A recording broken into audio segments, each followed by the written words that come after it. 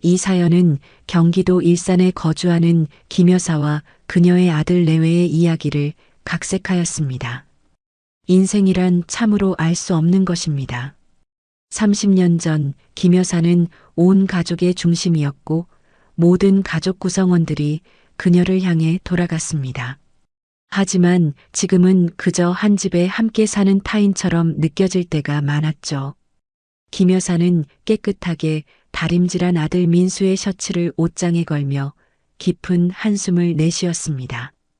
매일 반복되는 일상이었지만 오늘따라 더 무겁게 느껴졌어요. 창밖으로 보이는 초여름 햇살은 밝고 따뜻했지만 김 여사의 마음은 그늘진 지 오래였습니다.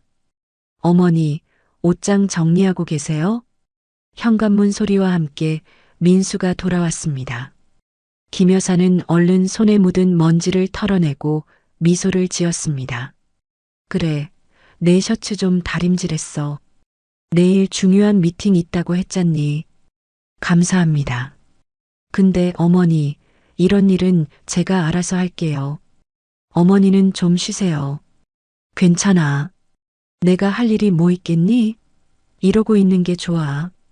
민수는 어색하게 웃으며 고개를 끄덕였습니다. 그러고는 방 안으로 들어가 문을 닫았죠. 김 여사는 그 닫힌 문을 바라보며 한참을 서 있었습니다. 이제는 아들의 마음조차 닫힌 문처럼 느껴지는 때가 많았어요. 저녁 식사 시간, 김 여사는 정성스럽게 차린 밥상을 들고 거실로 나왔습니다. 민수와 지연이 텔레비전을 보며 이야기를 나누고 있었어요. 밥 먹자.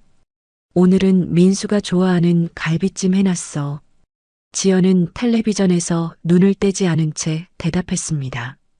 저희 조금 이따 먹을게요. 프로그램 끝나고요. 금방 식는데. 그냥 두세요. 나중에 데워 먹으면 되죠. 지연의 말투에는 항상 날이 서 있었습니다. 김 여사는 그저 고개를 끄덕이고 밥상을 식탁 위에 올려놓았어요. 그리고 혼자 밥을 먹기 시작했습니다. 식사 중에도 거실에서 들려오는 민수와 지연의 웃음소리가 귓가에 맴돌았죠. 여보, 이번 주말에 우리 해외여행 어때? 오랜만에 둘이서만. 갑자기 무슨 일 있어? 아니, 그냥 우리 둘이 시간을 좀 보내고 싶어서. 여기서는 항상. 지연의 목소리가 낮아졌지만 김 여사는 그 뒷말을 충분히 짐작할 수 있었습니다. 여기서는 항상 시어머니가 있으니까. 그런 의미였겠죠. 김 여사는 젓가락을 내려놓았습니다. 갑자기 입맛이 떨어졌어요. 어머니는 가족이 아니야. 어느 날 밤 민수와 지연이 방 안에서 나누는 대화가 김 여사의 귀에 들렸습니다. 그날 저녁 김 여사는 민수가 좋아하는 떡갈비를 준비했고 식사 중에 민수의 어린 시절 이야기를 꺼냈었습니다. 지연은 그런 대화가 불편한 듯 내내 얼굴을 찌푸렸고 식사가 끝나자마자 방으로 들어가 버렸죠. 여보, 어머니도 우리 가족이잖아. 아니야. 가족은 우리 둘이야. 그리고 나중에 우리 아이들까지. 시어머니는 그냥 내 어머니일 뿐이야. 민수는 한동안 대답이 없었습니다. 그리고 이어진 그의 말에 김 여사는 가슴이 찢어지는 듯 했어요. 그래, 내 말도 일리 있어. 우리 둘이 행복하게 살아야지. 김 여사는 복도에 서서 손으로 입을 막았습니다. 눈물이 볼을 타고 흘러내렸지만 소리내어 울 수는 없었어요. 아들이 자신을 가족으로 여기지 않는다는 사실을 알게 된 그 순간 김 여사의 마음 한구석이 무너져 내렸습니다. 자신이 평생 사랑하고 헌신했던 아들이 이제는 자신을 짐처럼 여긴다는 것을 깨달은 거죠. 다음 날 아침 김 여사는 평소와 같이 일어나 아침 식사를 준비했습니다. 하지만 마음속으로는 무언가가 결정적으로 변해 있었어요. 그녀의 눈빛은 더 이상 예전의 따뜻함을 담고 있지 않았습니다. 대신 차갑고 결연한 빛이 그 자리를 대신했죠. 아침 식탁에 놓인 반찬들은 늘 그랬듯 정갈했습니다. 김 여사는 자신만의 의식처럼 밥과 국, 세 가지 반찬을 차려놓고 가족을 기다렸죠. 하지만 오늘은 뭔가 달랐습니다. 그녀의 눈빛이, 손길이, 숨소리까지도 다른 날과는 달랐어요. 어머니, 아침부터 왜 이렇게 차려놨어요? 저희는 간단히 먹고 나갈 건데. 지연이 주방에 들어서며 말했습니다. 그녀는 김 여사의 정성을 당연하게 여기는 듯 했어요. 민수도 뒤따라 들어왔고 무심코 식탁에 앉았습니다. 밥 먹어라. 아침은 제대로 먹어야 해. 김 여사의 목소리는 평소보다 낮고 단호했습니다. 민수와 지연은 서로 눈빛을 교환했지만 특별히 더 말하진 않았어요. 세 사람은 침묵 속에서 아침을 먹었습니다. 텔레비전도 켜지 않았고 대화도 없었죠. 오직 숟가락과 젓가락이 그릇에 부딪히는 소리만이 공간을 채웠습니다. 어머니, 저희 다음 주에 괌으로 여행 가기로 했어요. 식사가 거의 끝나갈 무렵 지연이 말을 꺼냈습니다. 김 여사는 천천히 고개를 들어 지연을 바라보았어요. 그래, 좋겠구나. 5일 정도 다녀올 거예요. 어머니는 혼자 계셔야 할 것 같은데 괜찮으시겠어요? 김 여사는 담담하게 대답했습니다. 걱정 말거라. 나 혼자 있는 거 익숙해. 지연은 안도의 표정을 짓더니 자리에서 일어났습니다. 그럼 설거지는 어머니가 해주세요. 저희 준비해야 해서요. 민수는 미안한 표정으로 어머니를 바라보았지만 곧 지연을 따라 방으로 들어갔습니다. 김 여사는 혼자 남겨진 식탁을 바라보며 깊은 생각에 잠겼어요. 이제 결심이 섰습니다. 그들이 여행을 떠난 사이 자신도 새로운 여정을 시작할 것입니다. 오후 김 여사는 오랜만에 외출 준비를 했습니다.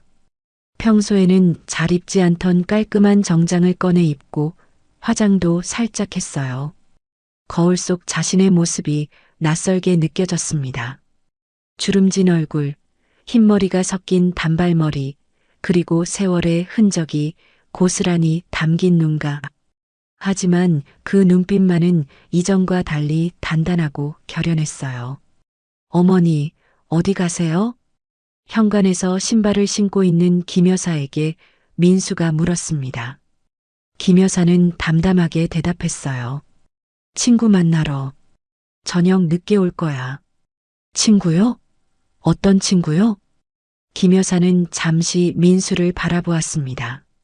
평생을 함께한 아들이건만 이제는 그가 자신의 일상에 관심을 가지는 것조차 의외로 느껴졌어요. 너희가 알 필요 없는 내 친구야. 밥은 알아서 챙겨 먹어라. 김 여사의 말에 민수는 놀란 표정을 지었지만 더 묻지는 않았습니다. 김 여사는 집을 나섰고 버스를 타고 도심으로 향했어요. 목적지는 변호사 사무실이었습니다. 김 여사님, 재산을 모두 정리하시겠다고요? 중년의 변호사가 놀란 표정으로 물었습니다. 김 여사는 차분하게 고개를 끄덕였어요. 네. 집도 팔고 모든 재산을 현금화하고 싶습니다. 최대한 빨리요. 아드님은 알고 계신가요? 알 필요 없습니다. 이건 제 재산이니까요. 변호사는 잠시 망설이는 듯 했지만 김 여사의 단호한 눈빛에 더 묻지 않았습니다. 그는 필요한 서류들을 꺼내 김 여사에게 설명하기 시작했어요. 재산 정리는 일주일 안에 가능할 것 같습니다. 다만 집을 매각하는 건 좀 더 시간이 걸릴 수 있어요. 괜찮습니다. 다음 주에 아들 내외가 여행을 가거든요. 그 사이에 처리되면 좋겠네요. 김 여사의 표정에는 이미 돌이킬 수 없는 결심이 담겨 있었습니다. 변호사는 그런 그녀의 모습에 무언가 짐작한 듯 했지만 더 이상 묻지 않았어요. 그저 필요한 서류를 작성하는 데 집중했을 뿐입니다. 변호사 사무실을 나온 김 여사는 근처 카페에 들러 커피를 주문했습니다. 창가에 앉아 분주히 오가는 사람들을 바라보며 깊은 생각에 잠겼어요. 평생을 가족을 위해 헌신하며 살아왔지만 정작 가족들에게는 그저 가족이 아닌 존재로 취급받고 있다는 현실이 가슴을 아프게 했습니다. 가족이 아니라면 이제 진짜 가족이 아닌 사람처럼 행동하마. 김 여사는 중얼거렸습니다. 그녀의 눈에서 한 줄기 눈물이 흘러내렸지만 얼른 닦아냈어요. 이제 더 이상 눈물을 흘릴 시간은 없었습니다. 남은 인생을 위한 결단이 필요한 때였으니까요. 집으로 돌아온 김 여사는 평소와 다름없이 저녁 식사를 준비했습니다. 하지만 내면에서는 이미 이 집, 이 가족과의 이별을 준비하고 있었어요. 식탁에 둘러앉은 세 사람의 모습은 겉으로 보기엔 평범한 가족이었지만 김 여사의 마음속에는 이미 그들과의 거리가 생겨나고 있었습니다. 어머니, 오늘 어디 다녀오셨어요? 옷도 갖춰 입으시고. 지연이 물었습니다. 그녀의 목소리에는 진심 어린 관심보다는 단순한 호기심이 더 컸죠. 그냥 좀 돌아다녔어. 너희도 내 살림살이에 신경 쓰고 나도 내 일에 신경 쓸란다. 김 여사의 대답에 민수와 지연은 의아한 표정을 교환했지만 더 이상 묻지 않았습니다. 그들은 자신들의 여행 계획에 대해 이야기하기 시작했고 김 여사는 그저 묵묵히 밥을 먹었어요. 그렇게 또 하루가 저물어 갔습니다. 밤이 깊어갔습니다. 민수와 지연은 이미 잠든 지 오래였지만 김 여사는 여전히 잠을 이루지 못했어요. 오랜 세월 동안 간직해온 사진첩을 펼쳐들고 과거의 기억 속을 더듬고 있었습니다. 민수가 태어났을 때의 사진, 첫 돌 사진, 초등학교 입학식 날의 사진. 한 장 한 장 넘길 때마다 그 시절의 기억이 물밀듯이 밀려왔죠. 그때는 얼마나 행복했던가. 김 여사는 중얼거렸습니다. 남편과 함께 아들을 키우며 보냈던 그 시간들은 비록 가난했지만 따뜻함이 넘쳤어요. 남편이 갑작스레 세상을 떠난 후에도 김 여사는 혼자서 민수를 키우기 위해 온갖 고생을 다했습니다. 그 모든 것이 민수가 행복하게 살기를 바라는 마음에서였죠. 사진첩 뒤쪽에는 민수와 지연의 결혼식 사진이 있었습니다. 김 여사는 그 사진을 오래도록 바라보았어요. 결혼식 날 김 여사는 얼마나 기뻤던가요? 아들이 좋은 짝을 만나 행복하게 살 것이라고 믿었습니다. 그리고 자신도 그 행복의 일부가 될 수 있을 거라고 생각했죠. 가족이 아니라 지연의 말이 다시 귓가에 맴돌았습니다. 김 여사는 천천히 사진첩을 덮었어요. 이제 더 이상 과거에 머물러 있을 수 없었습니다. 미래를 위한 결단이 필요한 때였으니까요. 다음 날 아침 김 여사는 일찍 일어나 간단한 아침 식사를 준비했습니다. 그리고 민수와 지연이 일어나기 전에 다시 외출했어요. 이번에는 부동산 중개소가 목적지였습니다. 이 집을 급매로 내놓고 싶습니다. 부동산 중개인은 놀란 표정을 감추지 못했습니다. 이 동네에서 이만한 집이면 꽤 좋은 가격에 나갈 텐데 왜 급매로 내놓으시는 거죠? 개인적인 사정이 있어서요. 일주일 안에 처리될 수 있을까요? 중개인은 고개를 갸웃거렸지만 이내 고개를 끄덕였습니다. 노력해 보겠습니다. 하지만 그렇게 빨리 처리되기는 쉽지 않을 거예요. 가격을 좀 낮춰도 좋습니다. 빨리 처리되는 게 중요해요. 김 여사의 단호한 태도에 중개인은 더 이상 묻지 않았습니다. 그저 필요한 서류를 작성하고 집을 둘러보기 위한 약속을 잡았을 뿐이에요. 부동산을 나온 김 여사는 발걸음을 옛 동네로 향했습니다. 민수가 어렸을 때 살았던 작은 단독주택이 있는 곳이었어요. 그 집은 이미 오래전에 팔았지만 가끔 그 동네를 걷는 것만으로도 김 여사는 위안을 얻곤 했습니다. 골목길을 걷다 보니 민수가 다녔던 초등학교가 보였습니다. 김 여사는 학교 담장 너머로 뛰어노는 아이들을 바라보며 잠시 발걸음을 멈췄어요. 그 시절 매일 아침 민수의 손을 잡고 이 길을 걸었던 기억이 생생했습니다. 민수가 학교에 들어가면 혼자 집으로 돌아오는 길에 늘 아들이 잘 지내고 있을지 걱정했던 마음도 떠올랐죠. 시간이 참 빠르구나. 김 여사는 중얼거렸습니다. 어느새 그 작은 소녀는 다 자라 자신의 가정을 꾸렸고 이제는 어머니를 가족으로 여기지 않는 성인이 되었어요. 그 사실을 인정하는 것이 얼마나 가슴 아픈지 김 여사는 이제야 제대로 실감하고 있었습니다. 집으로 돌아온 김 여사는 자신의 방에 틀어박혔습니다. 서랍장을 열어 오래된 상자를 꺼내었어요. 그 안에는 남편이 남긴 유품들과 특별한 의미가 있는 물건들이 담겨 있었습니다. 김 여사는 그것들을 하나씩 꺼내어 살펴보았어요. 버릴 것과 가져갈 것을 구분하기 시작했습니다. 어머니, 저녁 먹으러 안 나오세요? 지연의 목소리에 김 여사는 얼른 상자를 닫았습니다. 금방 갈게. 식탁에 마주 앉은 세 사람은 평소와 다름없이 식사를 했습니다. 그러나 김 여사의 마음은 이미 이곳에 있지 않았어요. 그녀는 식사 중에도 자신이 떠난 후의 계획을 세우고 있었습니다. 어디로 갈지, 어떻게 살아갈지. 어머니, 괌 날씨가 좋대요. 여행 가기 딱 좋은 시기래요. 지연이 들뜬 목소리로 말했습니다. 김 여사는 미소를 지으며 고개를 끄덕였어요. 그래, 좋겠구나. 어머니는 우리 없는 동안 뭐하고 지내실 거예요? 민수가 물었습니다.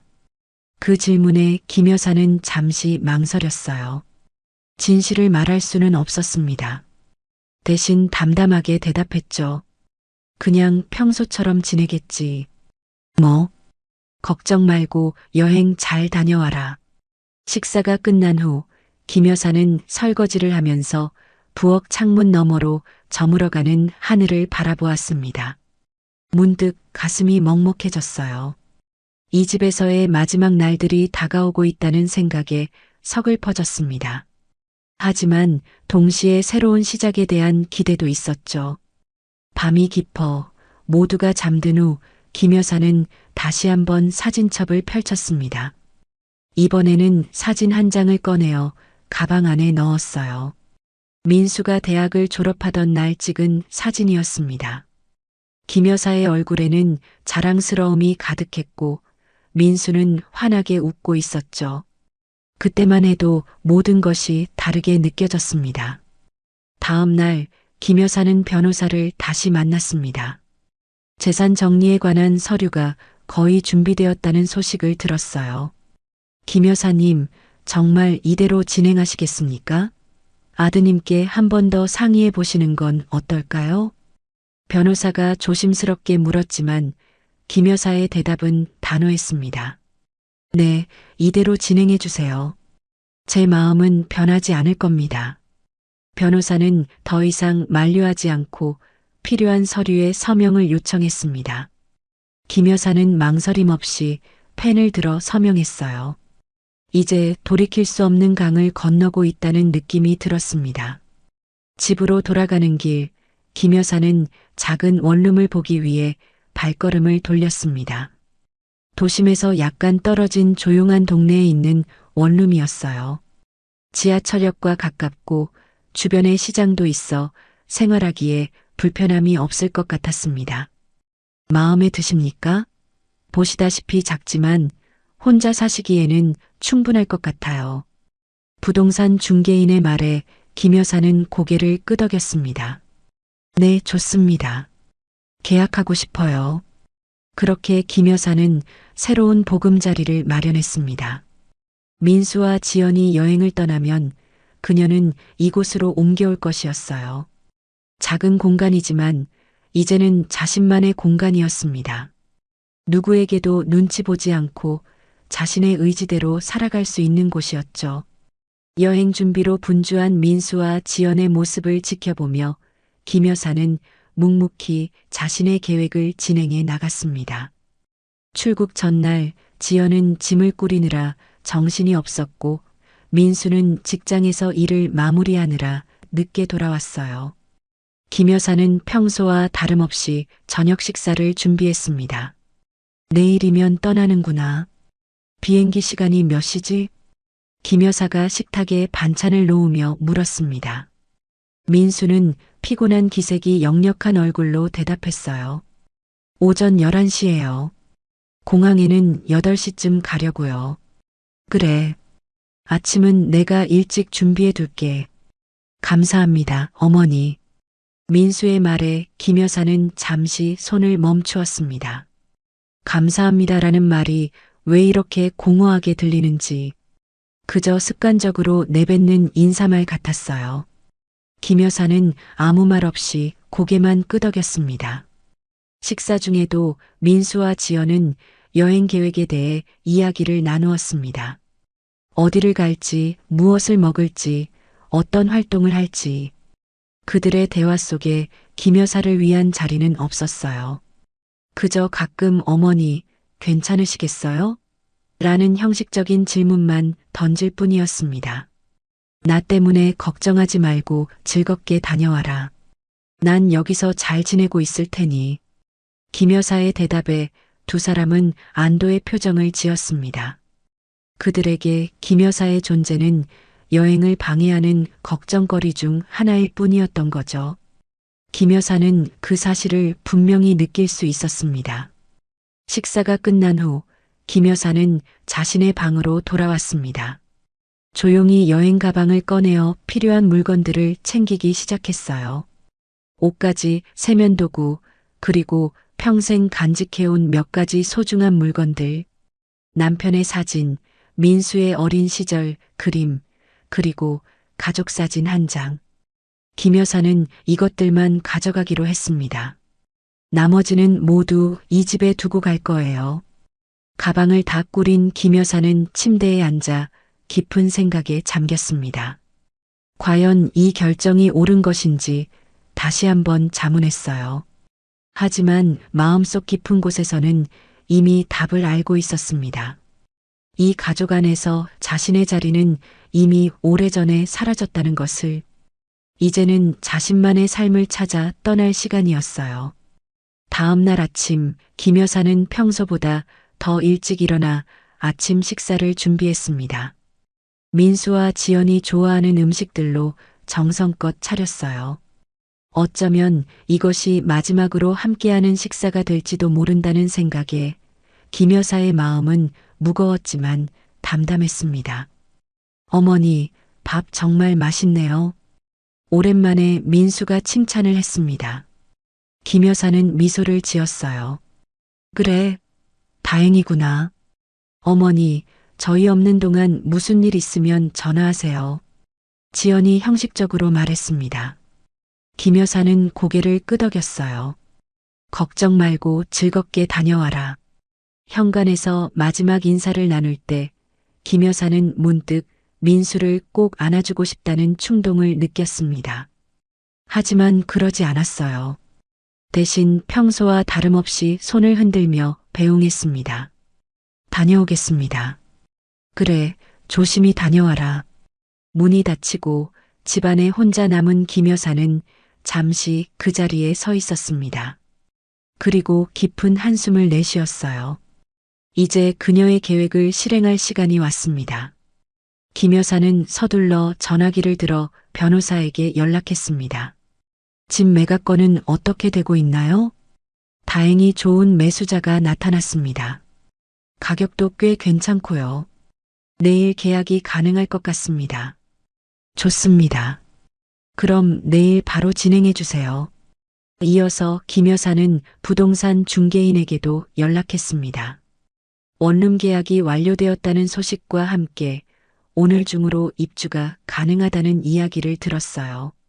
모든 것이 계획대로 진행되고 있었습니다. 김 여사는 집안을 한 바퀴 둘러보았습니다. 20년 넘게 살아온 이 집의 구석구석에는 그녀의 삶이 스며들어 있었어요. 부엌에서 수없이 준비했던 식사들, 거실에서 가족과 함께 보냈던 시간들, 그리고 민수가 자라난 방. 모든 공간이 추억으로 가득했습니다. 하지만 이제는 떠날 시간이었어요. 김 여사는 이미 준비해둔 가방을 들고 집을 나섰습니다. 현관문을 닫기 전 마지막으로 집 안을 바라보았어요. 그리고 조용히 문을 닫았습니다. 택시를 타고 새 집으로 향하는 길, 김 여사의 마음은 복잡했습니다.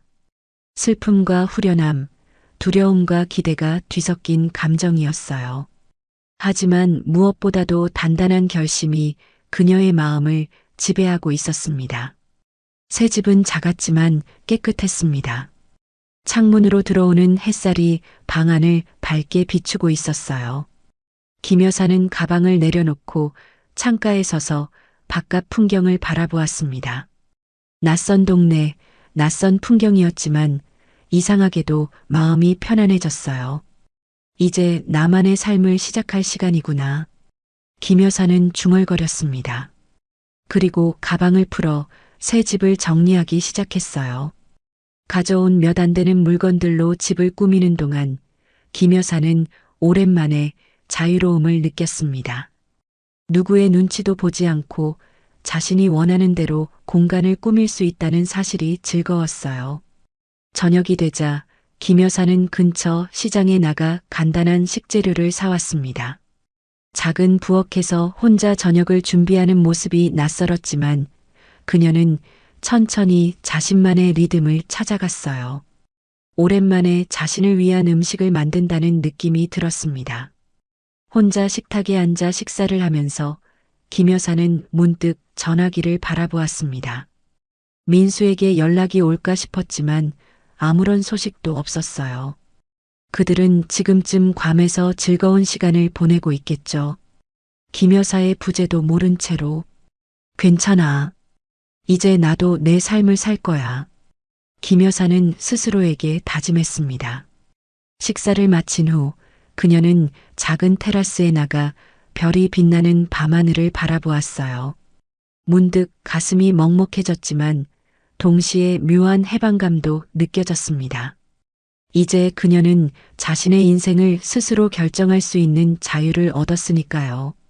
새로운 하루가 밝았습니다. 김 여사는 평소보다 늦게 잠에서 깨어났어요. 작은 원룸의 창문으로 들어오는 햇살이 방 안을 따뜻하게 비추고 있었습니다. 잠시 낯선 천장을 바라보다가 문득 자신이 새로운 집에 있다는 사실을 깨달았어요. 김 여사는 천천히 몸을 일으켜 앉았습니다. 그래, 이제 정말 새로운 삶이 시작됐구나. 김 여사는 중얼거렸습니다. 침대에서 일어나 창문을 활짝 열었어요. 창밖으로 보이는 풍경은 낯설었지만 묘하게 상쾌한 기분이 들었습니다.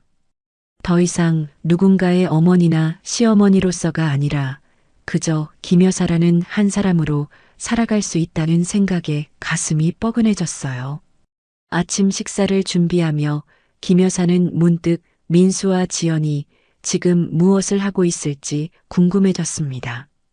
아마도 호텔에서 늦잠을 자고 있거나 바다를 바라보며 아침을 먹고 있을 테죠. 그들은 아직 김 여사가 집을 나왔다는 사실을 모릅니다. 알게 될 때 그들의 반응이 어떨지 김 여사는 상상하면서 쓴웃음을 지었어요. 오늘은 뭘 할까? 평생 처음으로 자신만을 위한 하루를 계획하는 기분이 낯설었습니다. 늘 가족을 중심으로 일과를 계획했던 김 여사에게 오로지 자신을 위한 시간을 갖는다는 것은 새로운 경험이었어요. 잠시 고민하던 그녀는 오래전부터 하고 싶었던 일을 떠올렸습니다. 미술관에 가볼까? 젊었을 때 그림을 좋아했던 김 여사는 결혼과 육아로 인해 그 취미를 포기했었습니다. 이제 다시 그 옛날의 열정을 되찾아보고 싶었어요. 김 여사는 서둘러 준비를 마치고 집을 나섰습니다. 도심에 있는 미술관은 평일 오전이라 한적했습니다. 김 여사는 천천히 작품들을 감상하며 걸었어요. 색채와 형태, 감정이 녹아든 작품들을 바라보는 동안 그녀의 마음은 차분해졌습니다. 문득 한 그림 앞에서 발걸음을 멈췄어요. 노을이 지는 바다를 그린 작품이었습니다. 아름답네요. 옆에서 들려온 목소리에 김 여사는 고개를 돌렸습니다. 비슷한 나이대의 여성이 미소를 지으며 서 있었어요. 네, 정말 아름답네요. 김 여사도 미소로 답했습니다. 두 사람은 자연스럽게 대화를 나누기 시작했어요. 박 여사라고 자신을 소개한 그 여성은 매주 미술관에 온다고 했습니다. 남편을 일찍 여의고 혼자 살게 된 후 미술이 그녀의 위안이 되었다고 했어요. 저도 이제 혼자 살게 됐어요. 김 여사가 말했습니다. 박 여사는 이해한다는 듯 고개를 끄덕였어요. 두 사람은 미술관 카페에 앉아 더 많은 이야기를 나누었습니다. 비슷한 경험, 비슷한 상처, 그리고 비슷한 희망. 그들은 서로에게서 공감을 얻었어요. 다음 주에 미술 동호회 모임이 있는데 함께 가보시겠어요? 박 여사의 제안에 김 여사는 잠시 망설였습니다. 하지만 이내 고개를 끄덕였어요. 좋아요. 가보고 싶네요. 미술관을 나온 김 여사는 가벼운 발걸음으로 거리를 걸었습니다. 오랜만에 새로운 친구를 만났다는 사실이 기뻤어요. 평생 가족을 중심으로 살아온 그녀에게 자신만의 친구를 사귄다는 것은 큰 의미가 있었습니다. 오후 김 여사는 변호사 사무실을 찾았습니다. 집 매각 계약이 완료되었다는 소식을 들었어요. 모든 절차가 잘 진행됐습니다. 여기 계약서와 입금 확인서입니다. 변호사가 서류를 건넸습니다. 김 여사는 서류를 받아들며 묘한 감정이 밀려왔어요. 이제 정말로 과거와의 연결고리가 끊어진 것 같았습니다. 감사합니다. 덕분에 잘 해결됐네요. 김 여사는 변호사와 인사를 나누고 사무실을 나왔습니다. 이제 그녀에게는 새로운 삶을 시작할 충분한 재정적 기반이 마련되었어요. 평생 모아온 재산이었지만 김 여사는 후회하지 않았습니다. 그것은 자신의 독립과 자유를 위한 투자였으니까요. 저녁 김 여사는 새 집 근처의 작은 식당에서 혼자 식사를 했습니다. 텔레비전에서는 뉴스가 나오고 있었어요. 해외 여행객들이 태풍으로 인해 귀국이 지연되고 있다는 소식이었습니다. 김 여사는 문득 민수와 지연이 걱정되었지만 곧 그 생각을 털어냈어요. 그들은 충분히 성인이고 스스로를 돌볼 수 있을 테니까요. 식사를 마치고 집으로 돌아온 김 여사는 작은 테라스에 앉아 차를 마셨습니다. 밤하늘에 별들이 반짝이고 있었어요. 문득 전화기를 확인해 보니 부재중 전화가 여러 통 있었습니다. 민수였어요. 김 여사의 심장이 빠르게 뛰기 시작했습니다. 아마도 그들이 집에 돌아와 비어있는 집을 발견했나 봅니다. 김 여사는 잠시 전화를 받을지 고민했어요. 하지만 아직은 때가 아니라고 판단했습니다. 그녀는 전화기를 무음으로 바꾸고 테이블 위에 올려두었어요. 미안하다, 민수야. 하지만 이건 내가 선택한 길이야. 김 여사는 중얼거렸습니다. 그리고 차를 마저 마시며 밤하늘을 바라보았어요. 가슴 한구석이 아팠지만 동시에 이상한 해방감도 느껴졌습니다. 이제 그녀는 자신의 삶에 대한 결정권을 되찾은 것이니까요. 다음 날 아침 김 여사는 일찍 일어나 근처 공원으로 산책을 나갔습니다. 아침 공기가 상쾌했어요. 공원에는 그녀처럼 아침 운동을 나온 사람들이 여럿 있었습니다.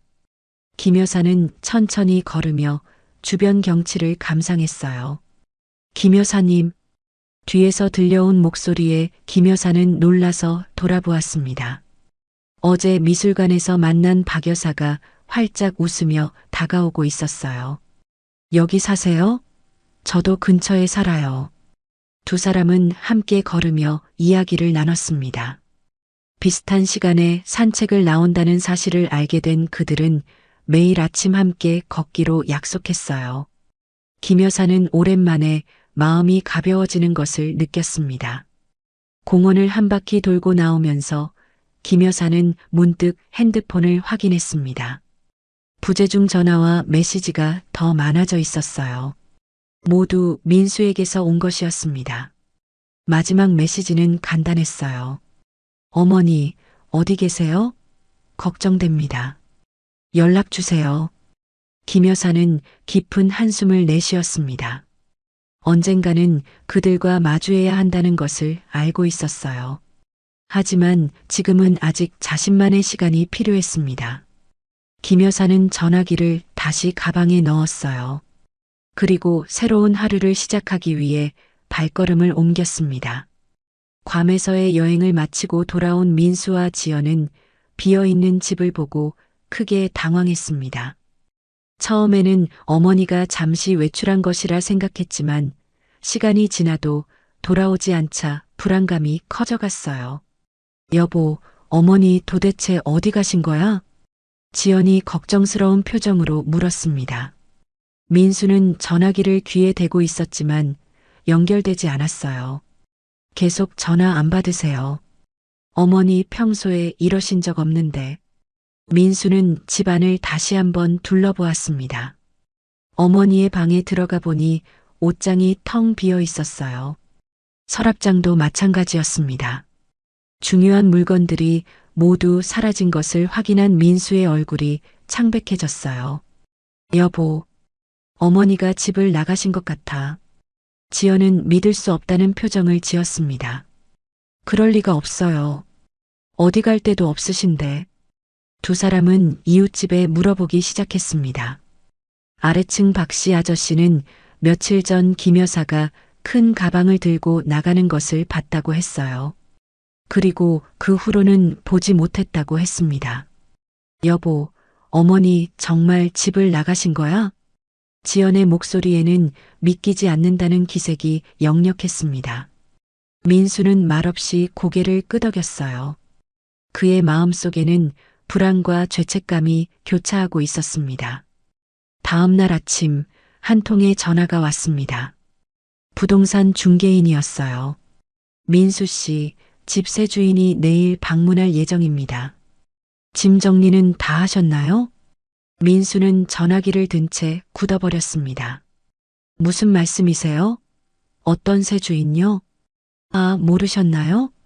김 여사님께서 집을 매각하셨어요. 이미 계약이 완료됐고 내일 새 주인에게 키를 넘겨드리기로 했습니다. 민수는 충격에 휩싸였습니다. 어머니가 집을 팔았다니. 그것도 자신들에게 한마디 상의도 없이. 민수는 전화를 끊고 거실 소파에 주저앉았어요. 여보, 무슨 일이야? 지연이 불안한 표정으로 물었습니다. 민수는 목소리를 떨며 상황을 설명했어요. 지연의 얼굴이 백지장처럼 하얘졌습니다. 이게 무슨 소리야? 어머니가 어떻게 이럴 수 있어? 민수는 말없이 고개를 숙였습니다. 그의 마음속에는 이미 답이 있었어요. 어머니가 자신들의 대화를 들었을 것이라는 짐작. 어머니는 가족이 아니야라고 했던 지연의 말, 그리고 그에 동의했던 자신의 모습. 그 기억이 민수의 가슴을 찢어놓았습니다. 우리가 어머니를 너무 소홀히 대했어. 민수의 목소리는 작았지만 그 안에 담긴 후회의 감정은 깊었습니다. 지연은 그런 민수를 이해할 수 없다는 듯 바라보았어요. 뭐라고? 우리가 어떻게 소홀히 대했다는 거야? 우리 집에서 같이 살게 해드렸잖아. 그게 전부가 아니야. 우리는 어머니를 정말 가족으로 대하지 않았어. 민수의 말에 지연은 반박하려 했지만 이내 입을 다물었습니다. 그녀도 깊은 곳에서는 알고 있었어요. 자신들이 김 여사를 어떻게 대했는지. 이틀 안에 집을 비워야 한다는 현실 앞에 민수와 지연은 급하게 짐을 싸기 시작했습니다. 오랫동안 살아온 집을 떠나야 한다는 사실이 믿기지 않았지만 선택의 여지가 없었어요. 도대체 어머니는 어디 계신 거야? 짐을 정리하면서도 민수는 계속해서 어머니에게 전화를 걸었습니다. 하지만 여전히 응답이 없었어요. 그는 점점 더 불안해졌습니다. 마침내 집을 비우는 날, 민수는 거실에 서서 마지막으로 집을 둘러보았습니다. 이 집에서의 추억들이 물밀듯이 밀려왔어요. 어머니가 늘 앉아 계시던 소파, 함께 식사했던 식탁, 그리고 어머니가 늘 서 있던 부엌. 모든 것이 이제는 과거가 되어버렸습니다. 여보, 가자. 지연의 목소리에 민수는 정신을 차렸습니다. 그는 마지막으로 한 번 더 집을 바라본 후 문을 닫았어요. 이제 그들은 임시로 지연의 친정에 머물기로 했습니다. 집을 구하는 동안만이라도. 지연의 친정에 도착한 후에도 민수는 계속해서 어머니를 찾으려 노력했습니다. 경찰에 신고도 했고 어머니의 지인들에게도 연락을 취했어요. 하지만 누구도 김 여사의 행방을 알지 못했습니다. 일주일이 지난 어느 날 민수는 변호사 사무실로부터 한 통의 전화를 받았습니다. 민수 씨, 어머니께서 맡기신 편지가 있습니다. 사무실로 한번 방문해 주시겠어요? 민수는 서둘러 변호사 사무실로 향했습니다. 그곳에서 그는 어머니가 남긴 짧은 편지를 받았어요. 민수야, 내가 갑자기 집을 나와 너희에게 걱정을 끼쳐 미안하구나. 하지만 이제 나는 나만의 삶을 살기로 했다. 너희가 말한 대로 나는 너희 가족이 아니니 이제는 각자의 길을 가자.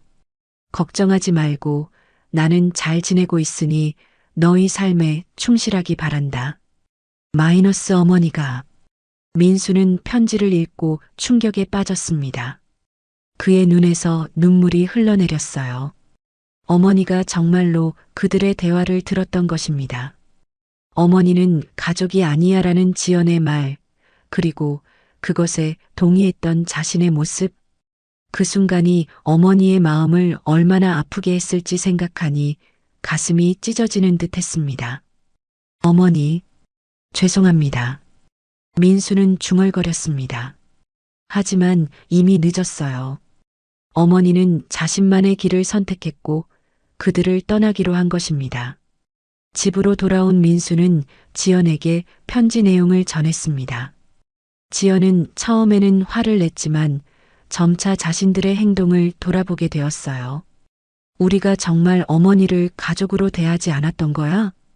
지연이 물었습니다. 민수는 천천히 고개를 끄덕였어요. 그랬던 것 같아. 우리는 어머니를 짐처럼 여겼어. 두 사람은 오랫동안 침묵 속에 앉아 있었습니다. 과거의 행동들, 말들, 태도들이 주마등처럼 스쳐 지나갔어요. 그들이 김 여사에게 얼마나 무심했는지, 얼마나 배려가 부족했는지 깨닫게 되었습니다. 어머니를 찾아야 해. 민수가 결연히 말했습니다. 지연도 고개를 끄덕였어요. 네, 어머니께 사과드려야 해요. 그들은 어머니를 찾기 위한 여정을 시작했습니다. 변호사에게 다시 연락했지만 그는 김 여사의 주소를 알려줄 수 없다고 했어요. 김 여사의 명시적인 지시가 있었다는 것이었습니다. 그럼 적어도 어머니께 메시지라도 전해주실 수 있나요? 민수가 간절히 부탁했습니다. 변호사는 잠시 고민하더니 고개를 끄덕였어요. 그건 가능할 것 같습니다. 편지를 맡겨주시면 전달해 드리겠습니다. 민수는 그날 밤 어머니께 편지를 썼습니다. 자신들의 잘못을 인정하고 진심으로 사과하는 내용이었어요. 그리고 한 번만 만나서 이야기할 기회를 달라고 부탁했습니다. 편지를 변호사에게 맡긴 후 민수와 지연은 어머니의 연락을 기다렸습니다. 하루가 지나고 이틀이 지나도 소식이 없었어요. 민수의 불안은 점점 커져갔습니다. 어머니가 우리를 용서하지 않으실까봐 두려워. 민수가 지연에게 말했습니다. 지연은 그의 손을 잡아주었어요. 기다려봐요. 어머니도 시간이 필요하실 거예요. 3일이 지난 오후 김 여사의 답장이 변호사를 통해 도착했습니다. 간결한 내용이었어요. 민수야, 편지 잘 받았다. 너희와 만날 수는 있지만 그것이 우리 관계를 원래대로 돌려놓을 수는 없을 것이다.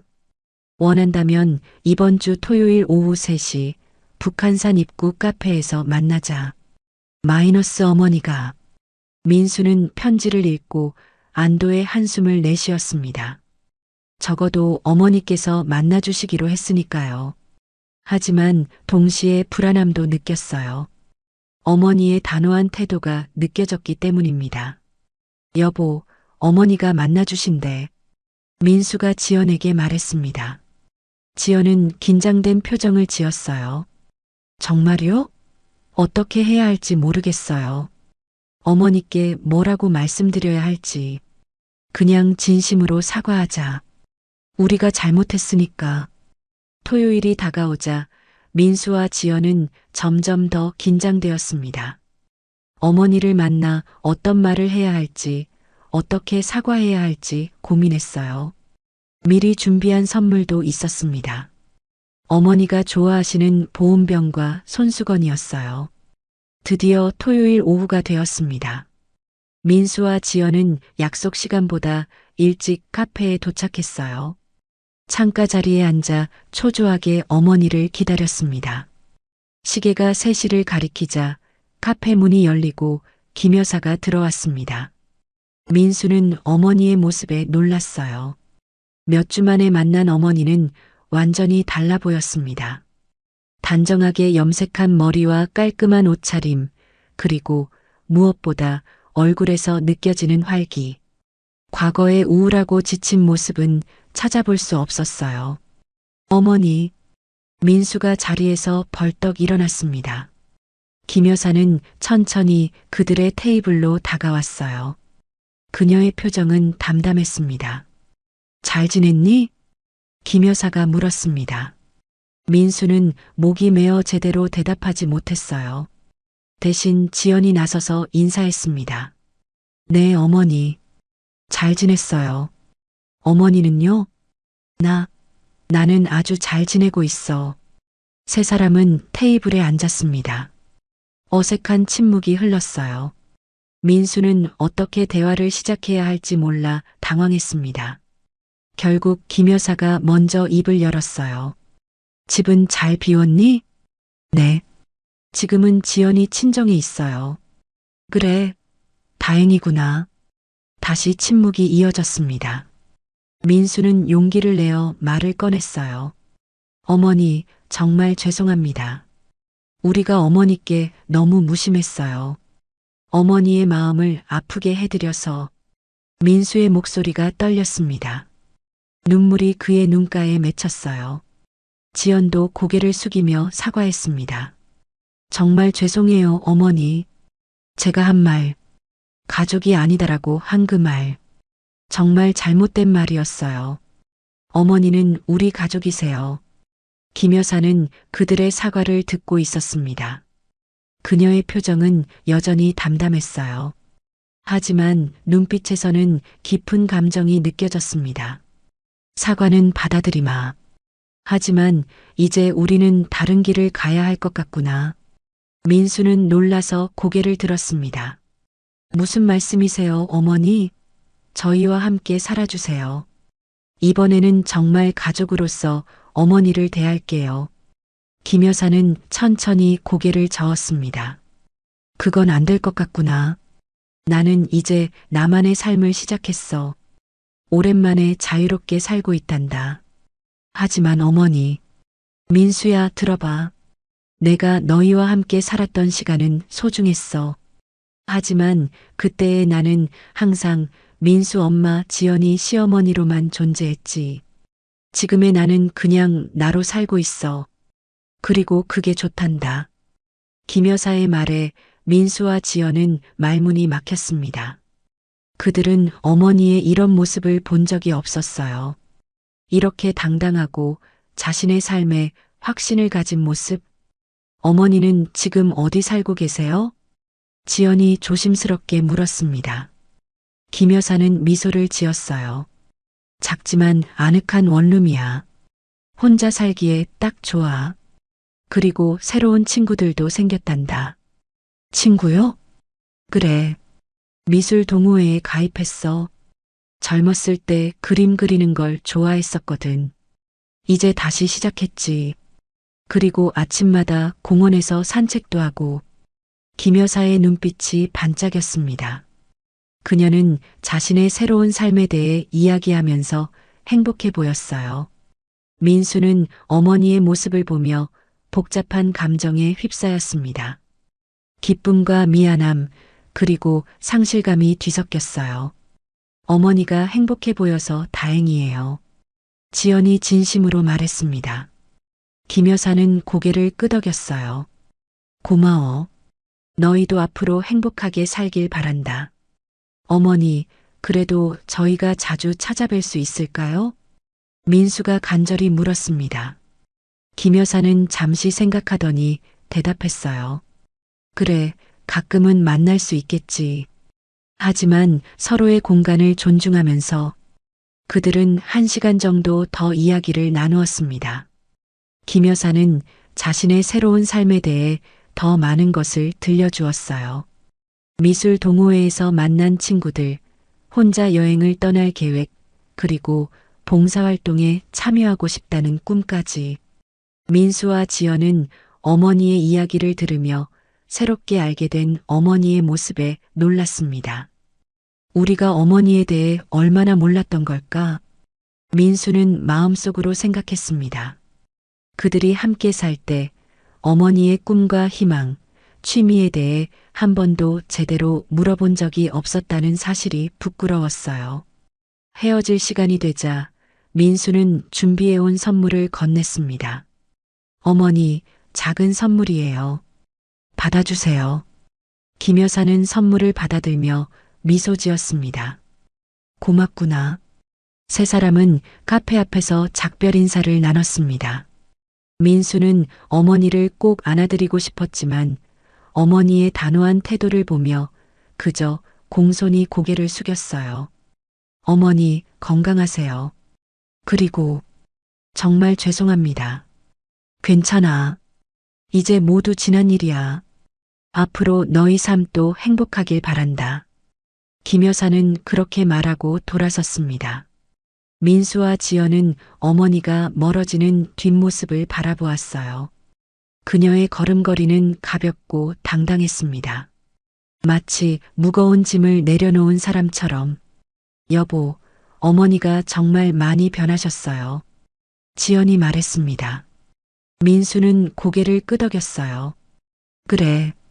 이렇게 당당하고 행복한 어머니의 모습은 처음 봐. 우리가 어머니를 너무 몰랐던 것 같아요. 어머니도 자신만의 삶, 꿈, 희망이 있는 한 사람이라는 걸. 지연의 말에 민수는 깊이 공감했습니다. 그들은 오랫동안 어머니를 단지 어머니라는 역할로만 바라보았지, 한 사람으로서 존중하지 않았어요. 그것이 가장 큰 잘못이었습니다. 집으로 돌아가는 차 안에서 민수와 지연은 오늘의 만남에 대해 이야기를 나누었습니다. 두 사람 모두 복잡한 감정을 느끼고 있었어요. 어머니를 다시 만날 수 있어서 기뻤지만 동시에 어머니의 단호한 태도에 상처받기도 했습니다.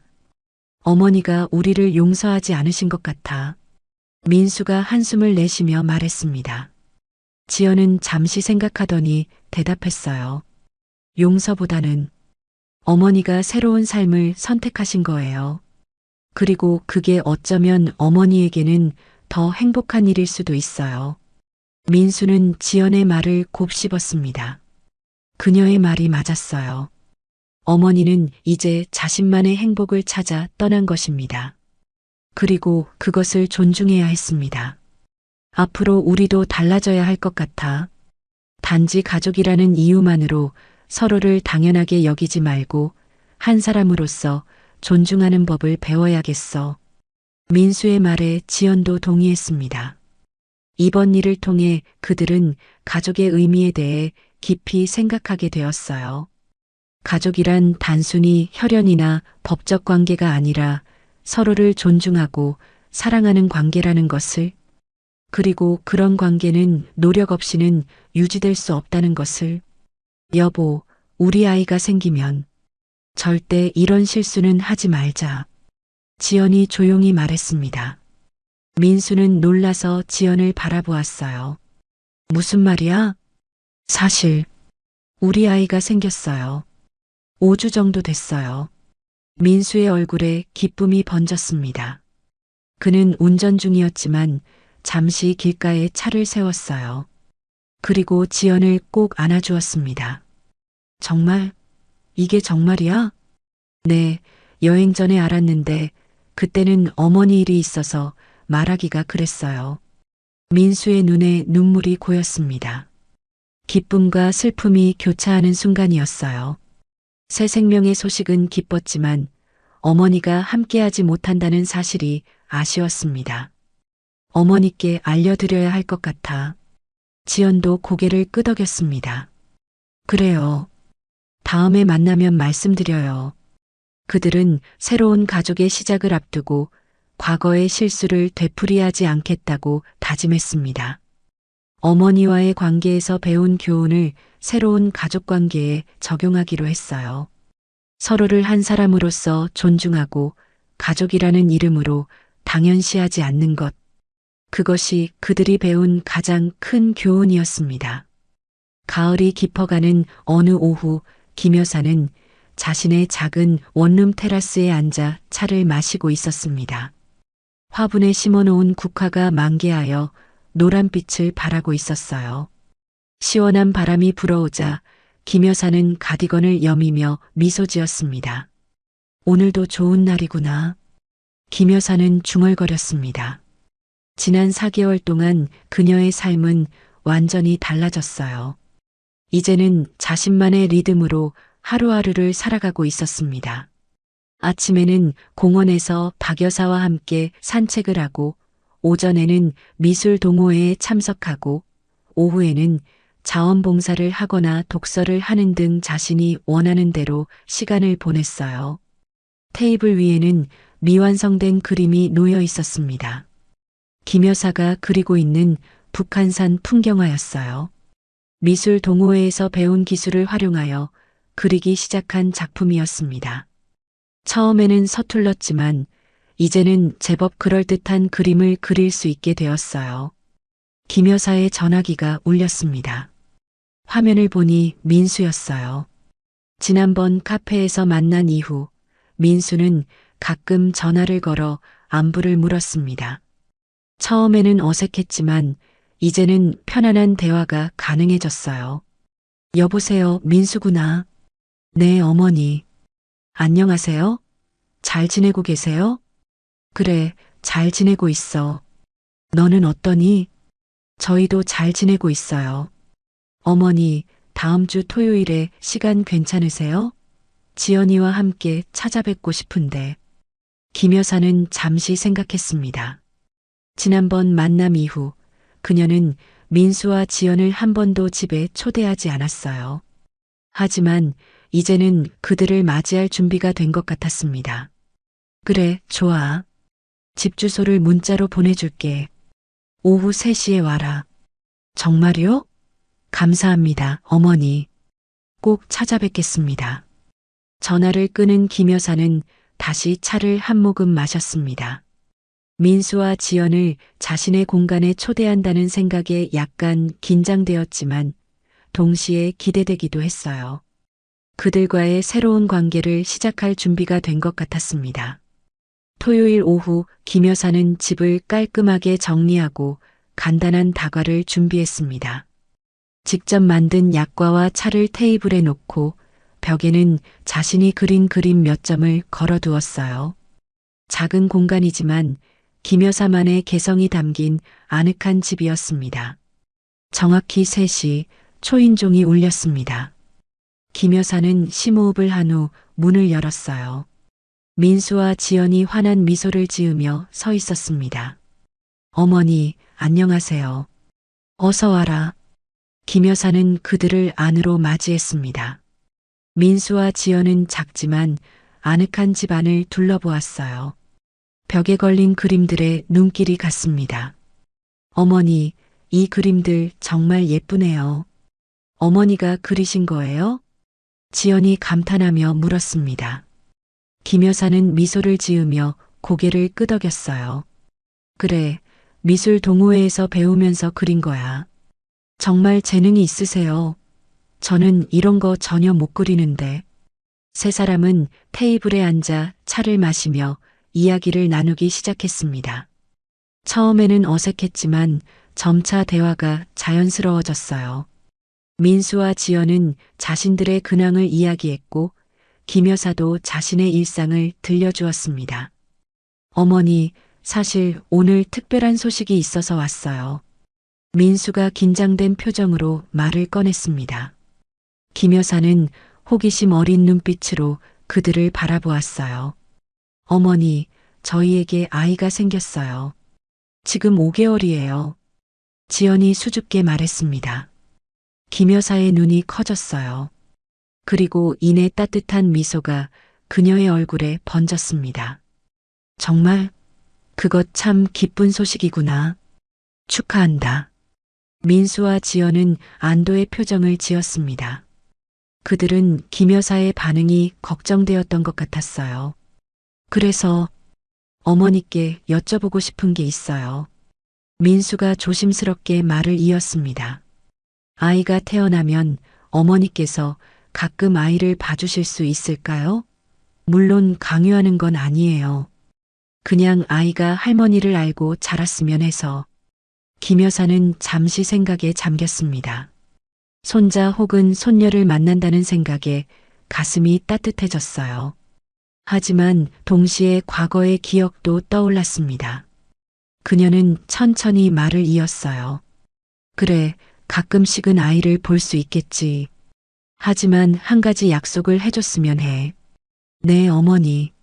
무엇이든 말씀하세요. 나는 이제 나만의 삶이 있어. 그걸 존중해줬으면 좋겠구나. 아이를 돌봐주는 것도 좋지만 그것이 내 생활의 전부가 되지는 않았으면 해. 민수와 지연은 진지하게 고개를 끄덕였습니다. 물론이에요, 어머니. 어머니의 삶을 존중할게요. 저희가 어머니께 한 번 더 상처를 드리지는 않을 거예요. 김 여사는 미소를 지었습니다. 그들의 진심이 느껴졌어요. 고맙구나. 그럼 우리 모두 새로운 시작을 해보자. 세 사람은 앞으로의 계획에 대해 이야기를 나누었습니다. 아이가 태어나면 어떻게 할지, 김 여사는 어떤 역할을 할 수 있을지. 하지만 그것은 더 이상 의무나 강요가 아니라 서로의 선택과 존중에 기반한 관계였어요. 어머니, 저희가 너무 오래 있었네요. 이제 돌아가 볼게요. 시간이 흘러 저녁이 되자 민수가 말했습니다. 김 여사는 고개를 끄덕였어요. 그래, 조심해서 가거라. 문 앞에서 작별 인사를 나눌 때 김 여사는 지연의 배를 조심스럽게 바라보았습니다. 그리고 용기를 내어 물었어요. 한번 만져봐도 될까? 지연은 환하게 웃으며 고개를 끄덕였습니다. 물론이죠, 어머니. 김 여사는 조심스럽게 손을 뻗어 지연의 배를 만졌습니다. 그 안에 새 생명이 자라고 있다고 생각하니 가슴이 벅차올랐어요. 건강하게 자라거라. 김 여사는 속삭였습니다. 그리고 손을 떼며 지연과 민수에게 미소 지었어요. 다음에 또 보자. 민수와 지연이 떠난 후 김 여사는 다시 테라스에 앉았습니다. 저녁 노을이 하늘을 붉게 물들이고 있었어요. 그녀는 깊은 생각에 잠겼습니다. 지난 몇 개월간의 여정이 결코 쉽지 않았지만 지금의 그녀는 전보다 더 강해졌습니다. 더 이상 누군가의 어머니나 시어머니라는 역할에 갇혀 있지 않고 그저 김 여사라는 한 사람으로서 당당하게 살아가고 있었어요. 그리고 이제는 그런 자신의 모습을 사랑하게 되었습니다. 내일 아침 그녀는 평소처럼 박 여사와 함께 산책을 할 것입니다. 오전에는 미술 동호회에 가서 그림을 완성하고 오후에는 동네 도서관에서 자원봉사를 할 예정이에요. 그리고 언젠가는 손자나 손녀도 만나게 될 것입니다. 하지만 그건 의무가 아니라 선택이고 그녀의 삶 중 일부일 뿐입니다. 김 여사는 하늘을 바라보며 미소 지었습니다. 인생은 끝없는 여정이고 그녀의 여정은 이제 막 시작되었다고 느꼈어요. 과거의 상처는 아직 완전히 아물지 않았지만 그것이 더 이상 그녀를 정의하지는 않았습니다. 앞으로의 날들을 생각하니 가슴이 설레었어요. 이제 진짜 내 인생을 살 시간이구나. 김 여사는 중얼거렸습니다. 그리고 그녀의 얼굴에는 평화로운 미소가 번졌어요. 이제 그녀는 두려움 없이 미래를 바라볼 수 있었습니다. 왜냐하면 그 미래는 온전히 그녀 자신의 것이었으니까요. 해가 완전히 지고 밤하늘의 별들이 하나둘 빛나기 시작했습니다. 김 여사는 마지막으로 깊은 한숨을 내쉬었어요. 그것은 더 이상 슬픔이나 후회의 한숨이 아니라 만족과 평화의 한숨이었습니다. 이제 정말 행복해질 시간이야. 그녀는 별이 빛나는 하늘을 바라보며 미소 지었습니다. 그리고 천천히 일어나 집 안으로 들어갔어요. 내일은 또 다른 새로운 하루가 시작될 테니까요. 김 여사만의 김 여사를 위한 하루가